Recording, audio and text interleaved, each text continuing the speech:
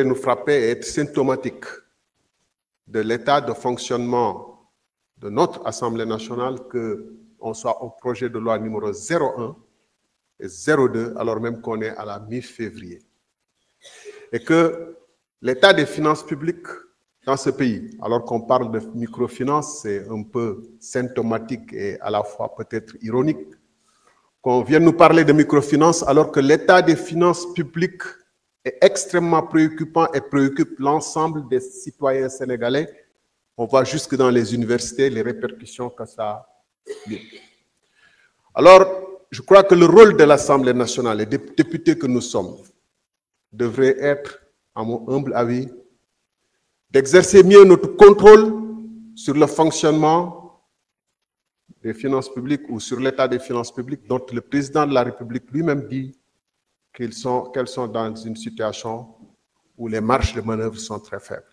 Et les chiffres le prouvent à suffisance.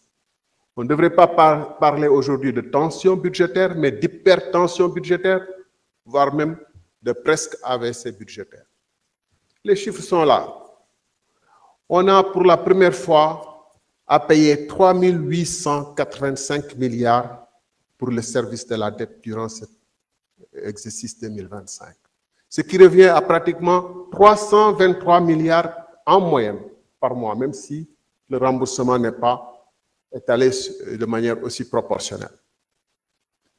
Avec la masse salariale à plus de 120 milliards, puisque ça c'est la masse salariale de la fonction publique centrale, on se retrouve à plus de 440 milliards à débourser chaque mois, sans compter les bourses des étudiants, et c'est pour ça que les étudiants sont toujours dans la rue, monsieur le ministre. Alors, nous avons voté le budget, ou on nous a fait voter le budget sans débat. Est-ce qu'il n'est pas temps que la représentation nationale, à travers sa commission des finances et du contrôle budgétaire, assure un contrôle plus régulier avant que l'on se retrouve dans des situations encore plus compliquées?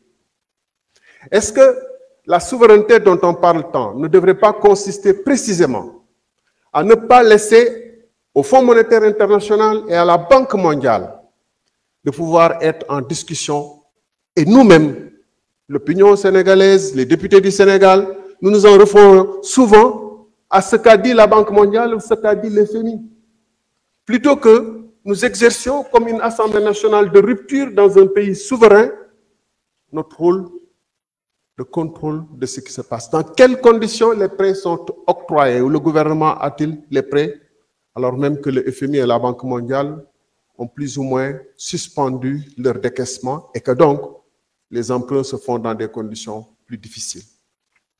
Mesdames, Messieurs, je crois que s'il y a des réformes profondes à opérer, s'il y a des mesures d'ordre budgétaire et des réorientations des financements à opérer, nous ne devons pas attendre simplement de dire au gouvernement qu'est-ce que vous voulez faire, comment, mais ce devrait être une discussion entre représentants du peuple à qui appartiennent les ressources et qui dépensent et qui attendent des résultats. Donc des discussions entre ces représentants du peuple que nous sommes et l'administration que constitue le gouvernement.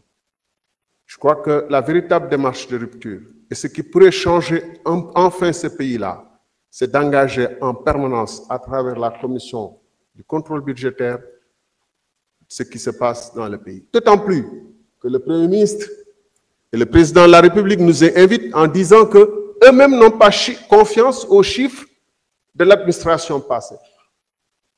Cela est une interpellation directe des députés que nous sommes pour que nous puissions davantage exercer un contrôle sur ce que l'administration fait, quelle que soit cette administration. Parce que le contrôle n'exclut pas la confiance n'exclut pas le contrôle. Nous sommes non pas les députés d'une majorité ou d'un parti, mais nous sommes les députés du peuple qui devons dire à la nation, est-ce que ce qui se passe avec ces